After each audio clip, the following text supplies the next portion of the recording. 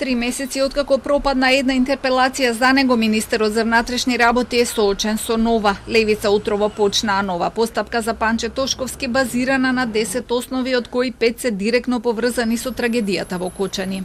Министерот Панче Тошковски неодговорно раководи во кризни ситуации, не го гарантира квалитетот и ефикасноста на службите во Министерството за внатрешни работи и е лично одговорен за пропусти кои што не смеа да се случат во Министерството за внатрешни работи. Социјалдемократите ќе поддржат интерпелацијата затоа што сметаат дека одговорноста мора да почне со најодговорниот, а тоа за нив е Тошковски.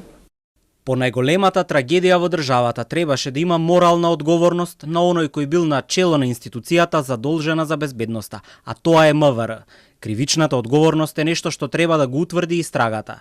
Во изминатата година се случи и еден тон скандали поврзани со работата на МВР, што отвора сериозни прашања за нефункционалноста на безбедносниот апарат, безбедноста и сигурноста на граѓаните.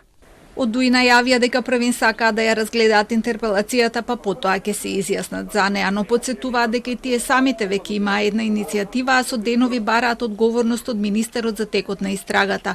За него пак ова е доказ дека е на вистинската страна. Добро е кога овие кои што 20 години ја уништуваа својата држава во континуитет, на нив ќе се дозалепат овие кои што клинец немаат заковано во животот. Добро е македонските граѓани вака да ги видат од една страна и тогаш знаете кога сте од другата страна дека сте на правилната страна. Тој има 15 дена да ги срочи своите аргументи во одговор на подносителите, пошто интерпелацијата ќе се најде пред пратениците.